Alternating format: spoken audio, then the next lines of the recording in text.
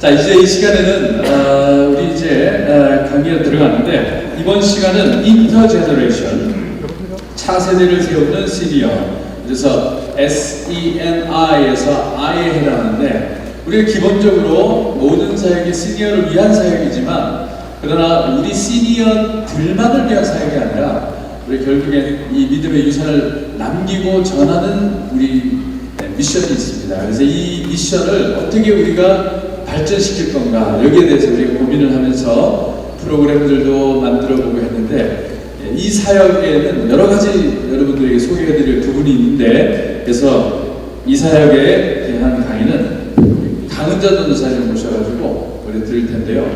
강 전사님은 정말 슈퍼우먼이에요. 이번에 뭐 이런 자료들 만들고 이러는 데 있어서 아주 큰 역할을 하셨고, 저분은 언제 잠을 자는지도 잘 모르겠어요. 아주 뭐 하여튼 슈퍼 헌신을 하고 있는데, 우리 한번 그동안 수고했다는 의미에서 또 잘 하시다는 것을 칭찬하시고.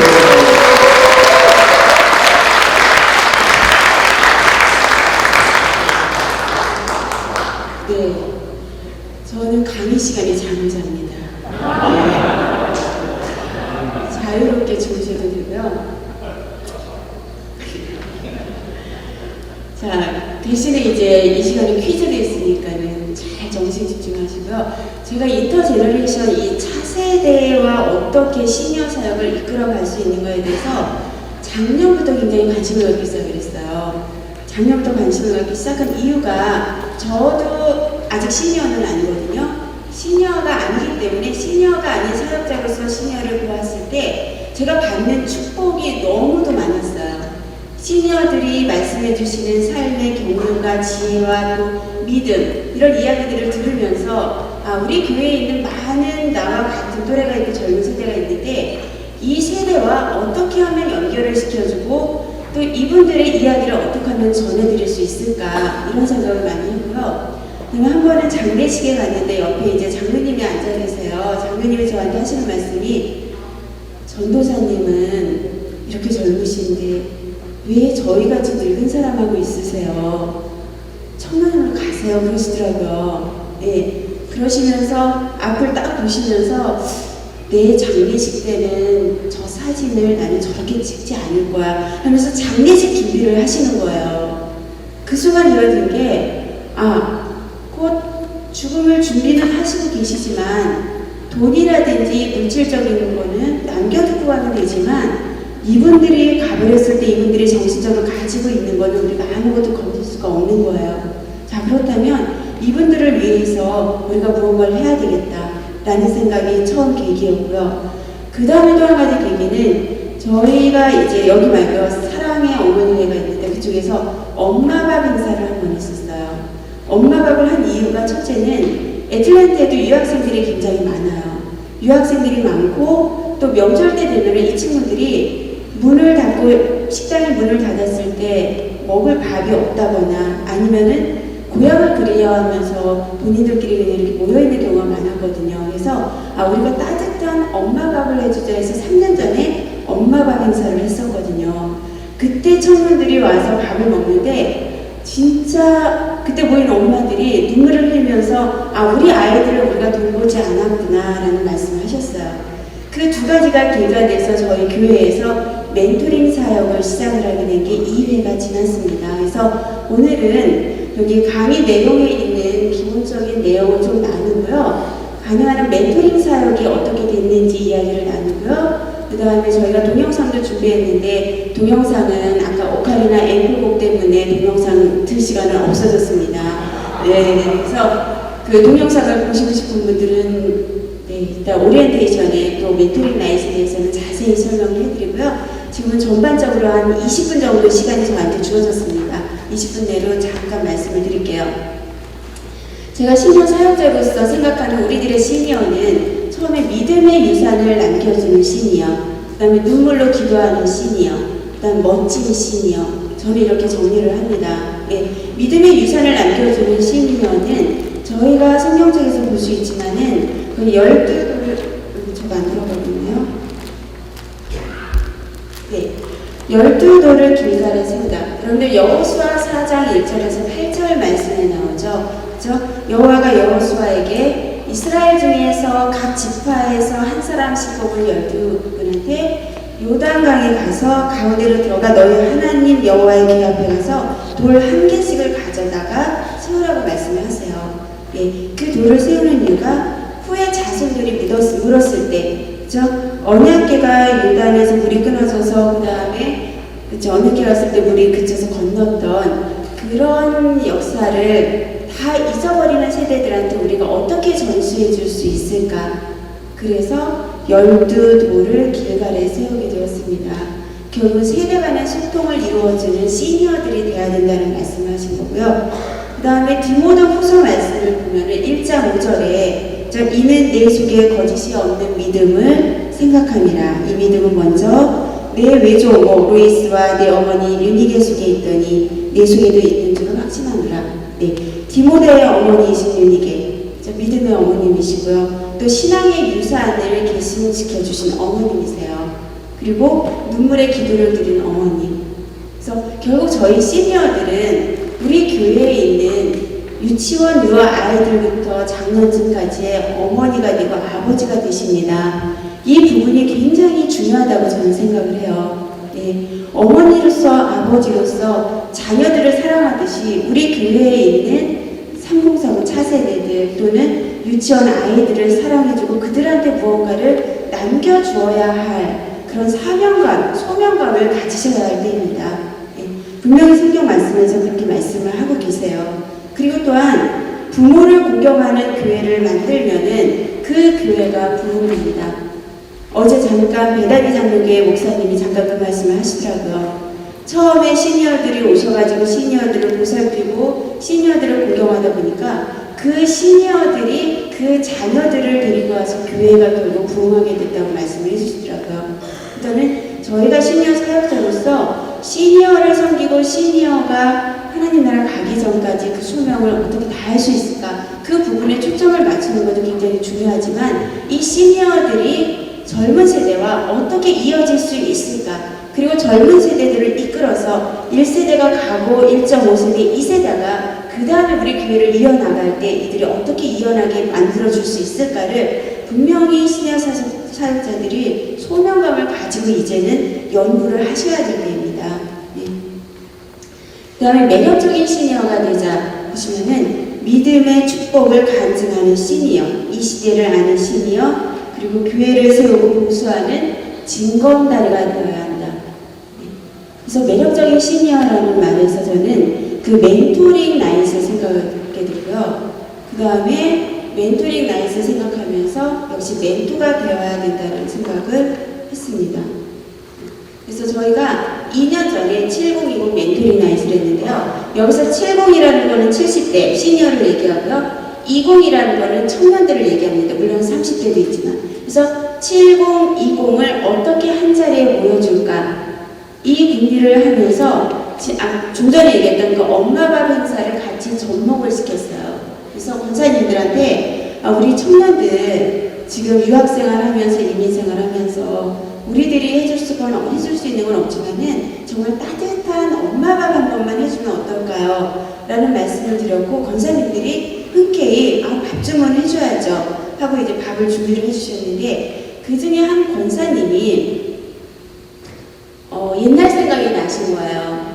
젊었을 때 딸을 키우면서 이 딸이 대학생이지만은 경제적인 여유가 없어서 딸을 제대로 뒷바라지를 못했던 그런 생각이 드시면서 그분은 소셜을 받아서 사실 넉넉하신 분은 아니셨어요.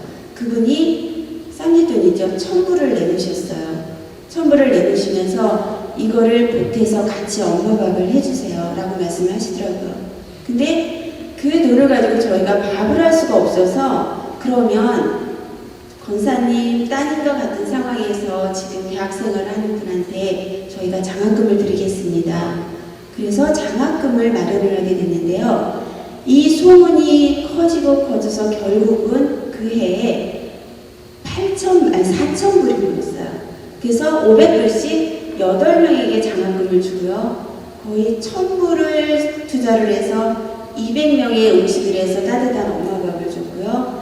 또 권사님들이 따로 돈을 모으셔서 우리 아이들이라고 하면서 이제 선물을 해서 같이 줬고요. 예.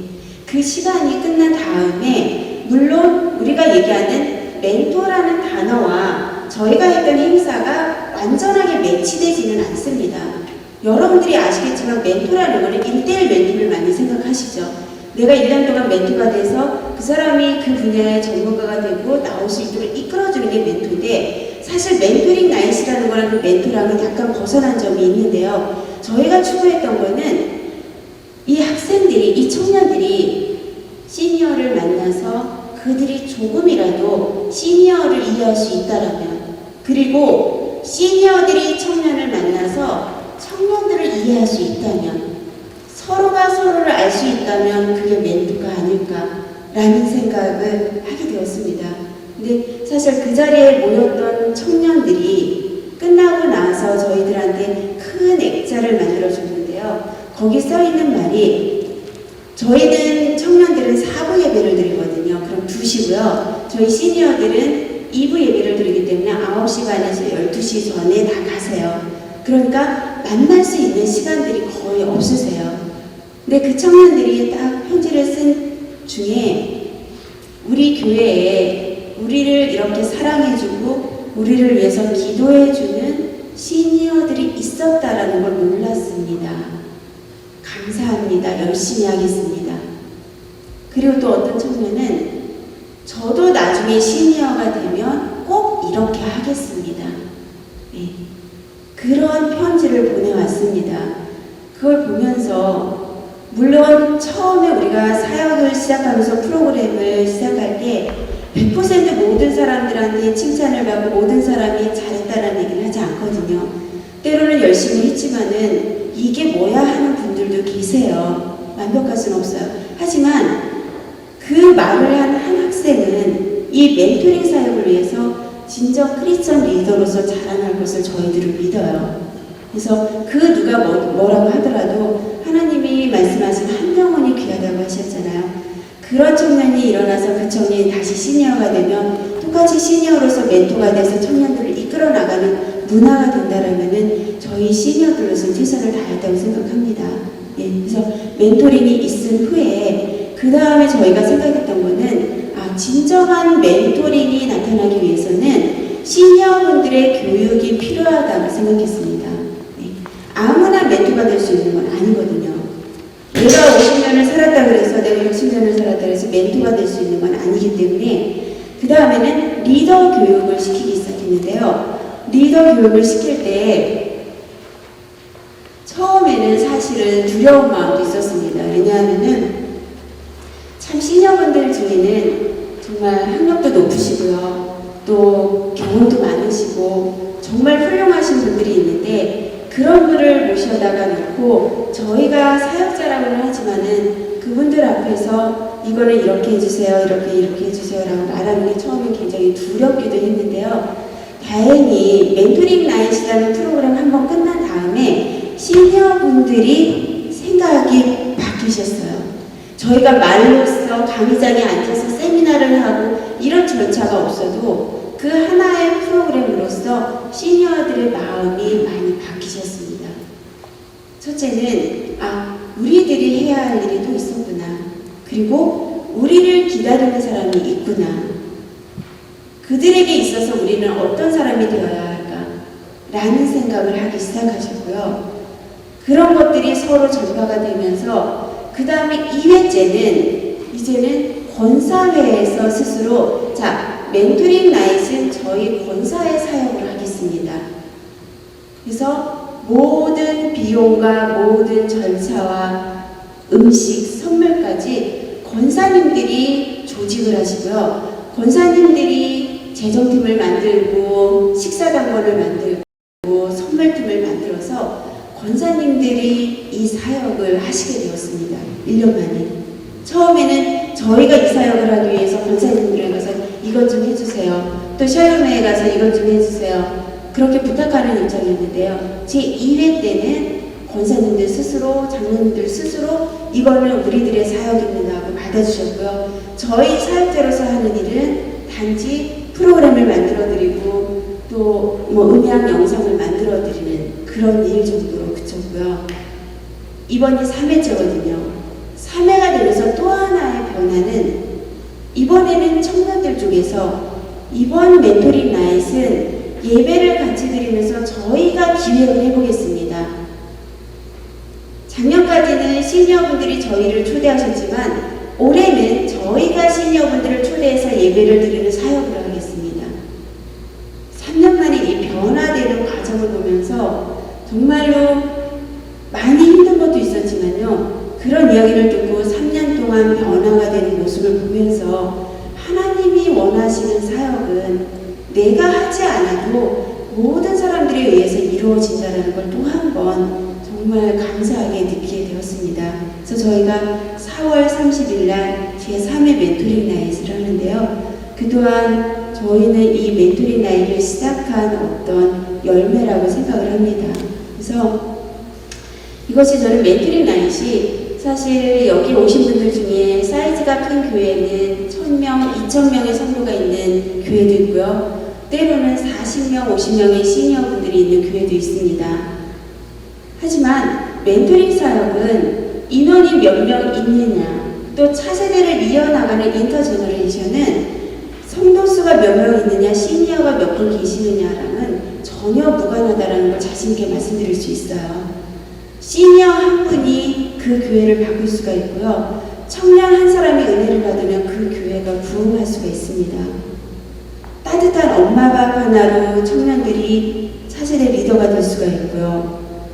또는 내가 가지고 있는 작은 돈으로 그 학생한테 용돈을 주었을 때 또한 그 학생이 바뀔 수 있어요. 그래서 여러분들이 이 차세대하고 우리 시니어, 그러니까 인터제너레이션을 위해서 무엇을 할까를 이제는 정말 깊이 연구를 하셨으면 좋겠습니다. 저는 그 방법 중에 하나가 멘토링 나잇을 소개해드린 거고요. 그 이외에도 굉장히 방법이 많은 거라고 생각을 해요. 물론 선교 역시 마찬가지예요. 저희는 소망의 샬롬의 권사회가 있는데요. 그분들이 예산을 책정할 때 제일 먼저 책정하는 게 선교비 후원이에요. 그걸 기본으로 하시고 저희 소망에는 연세가 80세 이상이세요. 90세 되신 분이 15분 정도 계시고요. 80세 이상에서 전체 50명 정도의 소망회원들이 계시는데요. 그분들이 사실은 선교비를 제일 많이 내세요. 매달 회비 내시면서 선교비를 내시고, 한 번은 저희 이제 KM 아이들이 선교를 가기 전에 바자회를 했었는데요. 바자회 때 메뉴가 삼계탕이었어요.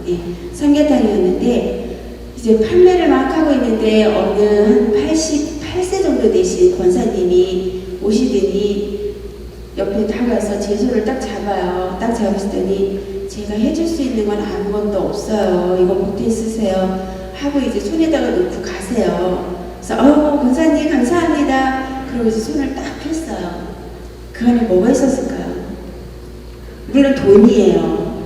그런데 정말 꼬깃꼬깃한 5불짜리가 하나 들어있더라고요.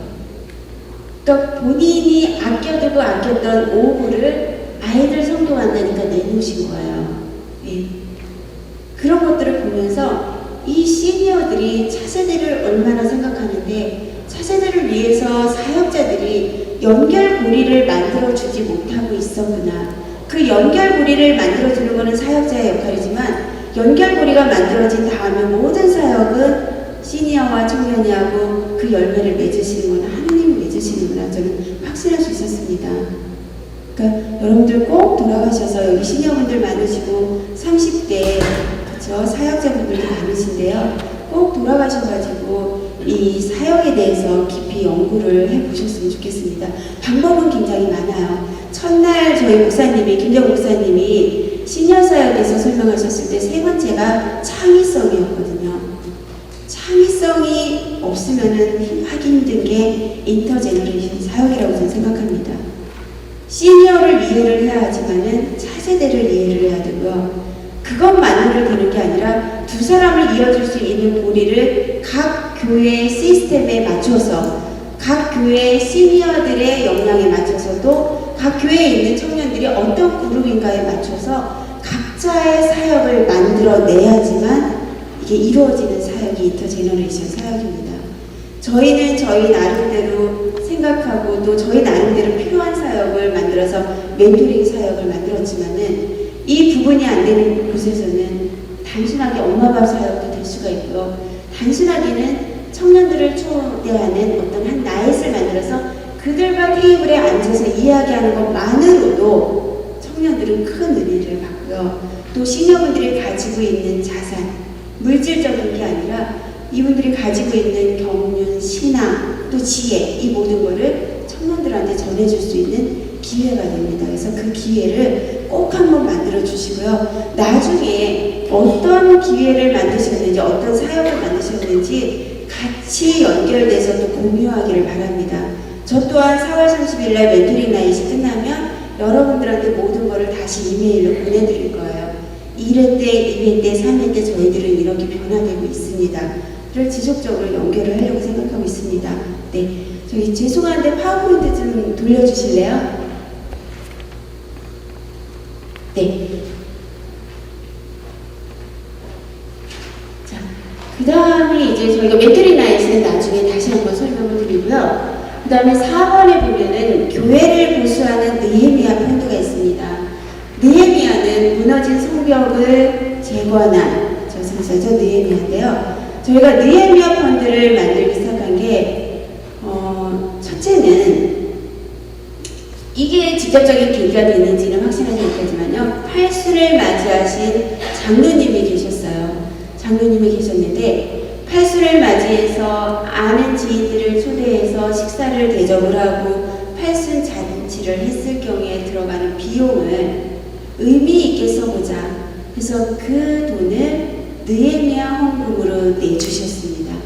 팔순 잔치를 간단하게 하시고요. 나머지 돈을 느헤미야 펀드로 써주셨고요. 그 다음에 어느 권사님이 남편이 돌아가시면서 남긴 것 중에서 일부를 또 느헤미야 펀드를 해주셨어요. 근데 저희가 느헤미야 펀드의 목적은 차세대에게 어떤 영향을 미칠 수 있을까를, 그리고 차세대들이 무엇을 원하는가, 저희가 사전 조사를 한 결과 그들이 원하는 것들이 몇 가지 있었지만 모든 게 돈이 들어가는 일이었고요. 그 다음에 교회에서 그거를 재정을 가지고 그 사역을 하기에는 좀 역부족이었습니다. 그래서 그들이 원하는 사역과 또 저희 시니어분들이 내놓으신 느헤미야 펀드가 맞아서 사진 처음에 보셨듯이 캐노피를 하게 된 거예요. 캐노피. 네. 아이들이 비가 왔을 때 차에서 내려서 뛰어가다가 넘어지고 이런 걸 방지하기 위해서 위에 캐노피 공사를 해서 느헤미야 펀드를 그렇게 사용하기 시작했고요. 또 어린이 놀이터를 만들어 준다거나 또는 아이들 공부하는 시설들을 우리가 잘 시설들을 만들어 준다거나 이런 쪽으로 해서 느헤미야 펀드를 지금 하고 있습니다. 이 또한 인터제너레이션 사역에서 하고 있는 거고요. 그 다음에 8번으로 가면은 유언장과 사전의료 지향서가 있어요. 이 사전의료 지향서를 저희가 생수예방 할 때 프로그램으로 하나 들어갔고 실제적으로 전문가이신 분이 오셔서 강의를 해주셨고요. 사전의료 지향서라는 건 아마 많은 분들이 알고 계실 거예요. 그렇죠? 내가 의식불명이 되었을 때 더 이상 나의 생명을 연장하고 싶지 않습니다. 모든 치료를 중단해 주십시오. 라는 종이에 사인을 하는 거예요. 실제적으로 어머님이, 그죠? 이거 싫어한대요. 어머님이 내수에게 그러니까 실제적으로 생각할 수 없는 그 내수 상태에 빠져서 병원에 입원해 있는데 그 며느리가 더 이상은 살아나실 수 없기 때문에 저희 집으로 모시고 가겠습니다. 그래서 집으로 모시고 가셨는데 가셔서 돌아가셨어요. 그런데 막내 아들이 형수를 형사 고발을 했습니다. 어머님이 돌아가시고 더 살 수 있었는데 어머님이 돌아가신 거는 형수님이 모든 치료를 중단하고 집으로 모셔왔기 때문에 어머님이 돌아가셨습니다. 형사 고발을 했는데 결론은 어떻게 됐을까요? 이 며느리는 살인죄를 받았습니다. 그게 살인죄가 됐고요. 예. 그 의사는 또한 치료를 제대로 하지 않았던 죄목으로 또 형사처벌을 받았어요. 예. 실제적으로 여러분들 저희 시니어분들 중에도 많이 계시는데요. 더 이상은 연장할 수 없고 더 이상은 생각할 수 없는 그냥 기계로 인해서 지금 옆에는 계시지만 사실은 살아계신 분이 아니지만은 그거를 보내드리지 못해서 뭐 10만 불 이상을 의료비로 지불하시지만은 그렇게 투자를 해도 일주일 이상은 더 살지 못하시는데 이게 도덕적인 양심으로 저희 자녀 입장에서는 도덕적 양심 또 부모님을 보내드리기 싫은 마음에 쉽게 치료를 그만하세요라는 말을 못합니다. 그렇더라면 저희 시니어들이 사전의료 지향서에 사인을 해놨을 때는 자녀들 입장에서는 어떤 도덕적 죄책감도 가지지 않고 서로가 그렇죠? 그 부분이 저희가 5년 전에 시니어 생수회가 있을 때 시니어분들한테 사실은 안 좋은 소리도 들었습니다. 언젠간 내가 이 세상을 떠날 건 알지만 굳이 이런 걸 내놓고 당신은 죽을 겁니다를 얘기해야 합니까? 이런 거 없어도 압니다. 더 이상 우리 시니어들한테 죽음에 관련된 어두운 이야기는 하지 말아주세요. 예. 그래서 5년 전에는 뭐 강의를 했지만 그다지 좋은 소리는 듣지 못했는데요. 시간이 지나면서 지금은 다시 한번 이 사전의료 지향서에 대해서 저희 사역자들이 어떻게 하면은 이 부분을 그렇죠? 이 부분을 잘 시니어를 이해시키면서 할 수 있을까? 그리고 지금의 시니어분들은 스스로 이 의향서에 사인을 해놓고 계신 분들도 많아요. 교회를 통해서가 아니라 다른 사회 제도에 의해서 사인을 해놓으신 분들이 많습니다.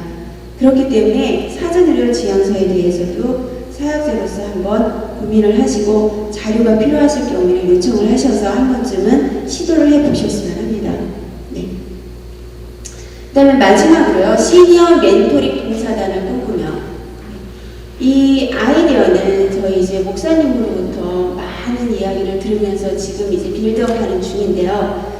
저희 시니어 봉사단이 멘토링 봉사단이 저희 연합교회에서만 한정돼서 봉사를 하면 안 된다. 이제는 지역사회도 나가고 선교도 나가고 또는 교회가 크지 않은 곳에 가서 그쪽 가서 아까 오카리나라든지 저희 북소리팀이라든지 다 멘토링 봉사단이 될 수가 있거든요. 나가서 같이 지역사회를 섬기고 지역교회를 섬기면서 같이 이 멘토링 봉사단을 꿈꿔야 합니다. 그리고 각 시니어들을 봤을 때 저는 확신합니다. 정말 한 분 한 분이 가지고 있는 은사와 가지고 있는 소명들이 저희 젊은 사역자가 생각할 수 없을 만큼 굉장히 큽니다. 하지만 그분들이 스스로 나 이거 잘합니다. 나 이거 하겠습니다. 절대 얘기하시는 분 없거든요. 그렇기 때문에 사역자가 눈을 크게 뜨고 어떤 분이 어떤 사역을 하실 수 있을지 어떤 은사를 가지고 소명을 가지고 있는지를 늘 그분들과 커뮤니케이션을 통해서 그 부분을 이끌어내서 어떻게 하면 그분들이 하나님 나라를 위해서 이 소명을 다할 수 있을지 다리 역할을 해주는 것이 사역자의 역할입니다. 가만히 앉아서 그분들이 와서 나 이거 하겠습니다. 없고요. 가만히 앉았을 때 내가 무엇을 해야 될지 생각할 수 없는 분들이 많습니다. 근데 그분들이랑 이야기를 하다 보면은 저희 사역자로서도 존경하는 시니어분들이 나오시고요. 이 분을 단지 우리 교회에만 모시고 있는 경우가 아까운 경우가 많아. 이 분이 다른 교회에 가서 또는 선교지에 가서 지역사회에 가서 이분이 가지고 있는 거를 최대한 활용할 수 있도록 그 다리를 연결해 준다라면은 그 또한 저희 시니어 사역에 중요한 역할을 할 거라고 생각을 합니다. 네, 그래서 시간이 부족한 관계로 몇 가지만 말씀드렸는데요. 지금 현재 저희가 지난번에 그 스마일 시니어에서 아마 보셨을 거예요. 40주년 기념해서 좌담회를 했을 때 그때 시니어분이 스스로 말씀하신 게 이제 1세대는 당당하게 물러나야 합니다. 그리고 1.5세대 2세대가 이 교회를 이끌어 나갈 수 있도록 우리는 모든 걸 주고 나와야 합니다. 참견도 하면 안 됩니다. 너 잘했다 뭐했다 얘기도 하지 않고 주고 우리가 줄 수 있는 거 주고 우리는 뒤에 물러서서 기도만 하면 됩니다. 이제는 그 시대가 왔습니다. 라고 말씀을 해주시더라고요. 자, 그러면 1세대들이 물러날 때 그냥 물러나서는 안 됩니다. 그분들이 가지고 있는 멘토로서의 역할, 또 그분들이 가지고 있는 소명을 젊은 세대들한테 품어내고 물러나야 됩니다. 그렇기 때문에 여기 계신 사역자들이 지금도 할 일이 굉장히 많다고 저는 생각을 해요. 예. 그래서 그 모든 역할을 해줄 수 있는 것들, 그리고 이것은 저희가 나 혼자만 또는 그 교회 혼자만 할 수 있는 것들이 아니라 이거를 영합해서 우리들이 할 때 더 큰 열매를 맞을 수 있는 사역이라고 생각을 합니다.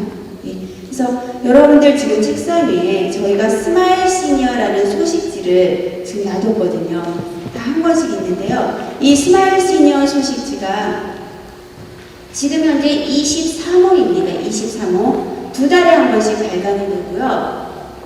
지금 현재 23호인데 저희 찬고 자료집에 내준 것 중에서 맨 끝에 가면은 저희가 참가호 또는 2호였을 때 8페이지, 4페이지를 시작했던 샘플을 그 안에 넣어놨어요. 지금은 3년, 4년 되면서 발전이 돼서 23호, 24페이지, 28페이지까지 저희가 페이지 수를 늘리면서 지금 하고 있는데요.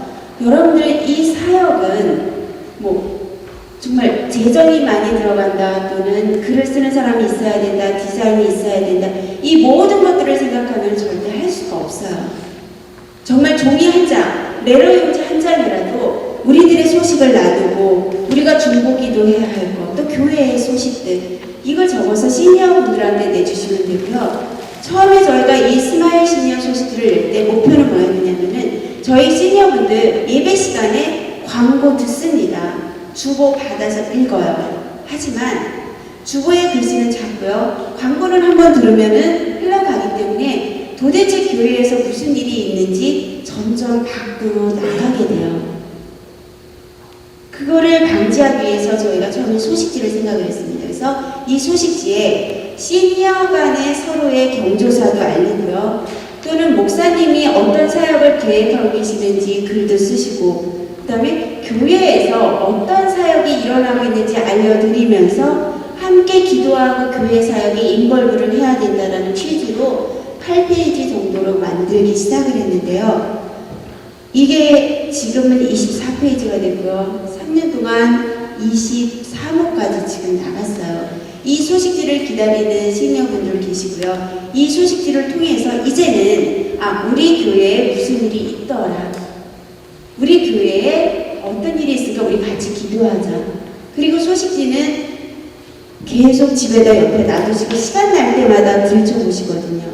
보시면서 같이 기도하고 또 같이 거기에 대해서 이야기를 나눠요. 예. 그래서 여러분들도 가셔가지고 이 소식지라는 거 종이를 나눠주어서 종이로 끝나는 거라고 생각하지 마시고요. 그 종이를 읽으면서 시니어들이 받게 되는 은혜가 가장 큽니다. 그리고 또 한 가지는 이제 조금 이따 저희 이규성 장로님이 나오실 건데요. 이규성 장로님은 지금 80대시고요. 저는 40대고요. 디자인하는 친구는 30대예요. 그리고 디자인하시는 집사님이 10년 만에 아이를 임신을 했었는데요. 그때 그 아이가 임신했을 때 저희가 이걸 시작을 했거든요. 그 아이가 뛰어놀면서 4살인데요. 저희 편집회의 할 때 그 아이도 꼭 와요. 엄마 따라서. 그러니까 80대, 40대, 30대 4살짜리가 넷이 모여서 편집회의를 합니다. 이것이 인터제너레이션이 아닐까 싶어요. 그리고 저희 장로님이 좀 이따 나오시겠지만 정말 제가 존경하는 이유는 저희들이 의견을 냈을 때 그 의견을 그건 아니야 하고 무시하신 적이 없으세요. 일단은 해보세요. 그리고 그 의견이 잘못된 결과가 나왔을 때 그걸 가지고 이야기를 해주세요. 그 기간이 3년, 4년이 되고요. 제가 이렇게 성장하고 발전할 수 있었던 이유도 그런 장로님이 옆에서 계속해서 말씀을 해주시고 옳지 않은 생각을 할 때 옳은 나갈 수 있게 인도를 해주신 그런 멘토가 계셨기 때문이라고 생각합니다. 그래서 그래서 지금 저희 장로님은 소망의 회장님이시면서 4년째 스마일 시니어 편집장 하고 계세요. 그래서 나오셔서 잠깐 이 스마일 시니어를 어떤 생각으로 만들고 계시고 이게 또 시니어분들한테 어떤 영향을 미치는지. 강한자 전사님 좋은 말씀 주셔서 감사합니다. 그리고 여러분께 정말로 감사합니다. 이틀 전만 해도 생명부재 여러분들 주님 은혜 가운데서 이렇게 뵙게 된 것을 정말 감사드립니다. 스마일 시니즈 제가 캠핑을 맞았을 때 주고 과거도 있고 또 사람들이 부탁해서 함께 일할 사람을 붙여달라고 했습니다. 그럴 때 두 분의 여자분이 다가왔습니다. 그 중에 한 분이 지금은 전도사님 되었지만 그때는 집사였습니다. 또 한 분은 강근자 전사님보다 훨씬 나이가 젊은 검주원 집사님이십니다. 이 두 분을 데리고 함께 스마일 시니즈를 만들기 시작했습니다. 아까 말씀대로 처음에는 8페이지 가지고 했습니다. 만든 목적은 이미 전사님 말씀드렸기 때문에 시간 세입하기 위해서 얘기를 하겠습니다. 목적 중에 하나 될 수 있지만 우리 그 시니어들이 교회에서 자기 존재감을 못 느끼면 소속감을 못 느끼면 자꾸 늘어집니다. 제가 작년에 소망의 회장을 맡으면서 제일 강조한 게 그겁니다. 여러분, 지금부터 시작으로 시작합시다. 너무 늘어지지 마시고, 여러분, 제가 작년에는 79대거든요. 금년에 80대입니다. 그건 나이, 여러분들, 공들여서 나이 먹은 사람 손 들어보라고 했습니다. 아무도 공들여서 나이 먹은 사람 없더라고요. 그래서 내가 말씀드렸습니다. 여러분, 나이 자신을 가지고 무슨 대업자처럼 생각하지 마시고, 이제부터라도 그 나이 좀 유용하게 사용합시다. 그 유용이라는 것은 저희 교회에서 젊은 분들이 소망에 섬기고 하는데 이거 참 당연하다. 그러면 그렇지. 그렇게 생각하지 마시고 성경을 받을 때마다 머리에 숙여서 감사 표시하십시오. 감사 표시하십시오. 이것이 여러분들이 우리 젊은이들에게 물려줄 수 있는 귀한 하나의 신앙의 부분이 될 수 있습니다. 꼭 전도하는 것, 간증기를 쓰는 것, 단기 성경 하는 것, 이것만 가지고 어르신들이 후세들에게 남겨주는 신앙의 유산을 생각해 봅시다. 어르신들, 여러분의 말과 행동이 실제로 밖에서 존경받는 그런 사람들이 되는 것이 참 좋지 않겠습니까? 작년 1년 동안 내내 찬술했습니다. 그랬더니요, 1년 후에는 많이 달라졌습니다. 한 달에 한 번씩 원래가 하는데 처음 한두 달에는 얼마나 많은 사람들이 많고 또 말이 많은지요. 야, 이거 내가 회를 잘못 맡았다 생각했습니다. 잔소리를 하고 하니까요, 조금 말이 들어갑니다. 그 다음에 회의 진행하는 것도 내가 연구했습니다. 가급적이면 틈을 주지 않기 위해서 그 만국 국제 회의로 있죠. 그것 한번 공부하고 그래서 빈틈없이 했습니다. 그러니까 말이 쑥 들어갔어요. 그럼 아직도 한 가지 해결되지 않는 게 있습니다. 감사하는 말을 아직도 마음대로 안 되는 것 같아요. 앞으로 금년 1년 동안은 감사하는 말에 대해서 제가 신경을 많이 설립합니다. 그 다음에 또 한 가지, 여러분, 시니어, 이거 여러분 다 받으시죠? 이 시니어 처음에 만들 때 여자 두 분하고 저하고 우리 이 시니어 성안집을 어떻게 이끌고 가느냐, 거기에서 제가 많이 강조한 것이 이 스마일 시니어를 통해서 설교 전달하지 맙시다. 신앙 간증은 싣지 맙시다. 성경 공부도 배제합시다. 왜? 설교라든가 신앙 간증, 설교 같은 건 그거는 목회자에게 맡기고 이것은 오로지 시인애들에게 교회에서 와봤더니 참 좋다. 교회에서 알아주지 않는 것도 주부에 실어주지 않는 것도 스마일 신의 정도를 알수더라. 그래서 좀 존재감을 느낄 수 있도록 우리가 유도하자 그랬습니다. 좋은 예가 있습니다. 여러분들이 교회에서 보시면 저분은 한 1년 지나면 돌아가실 것이다. 그거 아마 감이 오실 거예요. 우리 그분들에게 우리 강래 선생님하고 인터뷰합니다. 사진 찍습니다. 그 다음에 그분이 기사가 나갑니다. 본인이 얼마나 좋아하는지 몰라요. 본인 아닙니다. 또 가족들도 얼마나 좋아하는지 몰라요. 그 다음에 그분이 돌아가신 다음에요. 그 돌아가신 분의 자녀들이요. 스마일 시리즈 두세 번 더 원합니다. 왜 원합니까? 자기 형제들하고 나누어서 아버지에 대한 아니면 어머니에 대한 기록을 집에서 보관하려고. 그래서 내가 속으로 그랬습니다. 스마일 시리즈 효과 있다. 이 정도면 됐다. 이래 생각하겠습니다. 스마일 시리즈는 또한 전도의 역할도 해야 됩니다. 그래서 단기 선교, 국내 선교, 아니면 아틀란타 다운타운에 무숙자 지원하는 거, 그것도 열심히 취재해서 실어줍니다. 왜? 이런 열심히 하는데, 어제 교회에서, 강대상에서 한번 어느 뭐 했다. 이거 한번 나가는 것보다 스마일 시인에서 그것을 터치해서 사진도 실어주면 자기들이 하는 일에 대해서 좀 더 긍지를 가지지 않느냐. 이것입니다. 이 모든 것을 뭐 함축은 아니지만 한마디로 말하면 동서양을 방문하고 모든 사람들은 소속감을 얻기를 원합니다. 존재감이 내가 아무리 존재하고 잘났다 해도 옆에 사람이 존재감을 인정해 주지 않으면 기분하지 않습니다. 여러분께서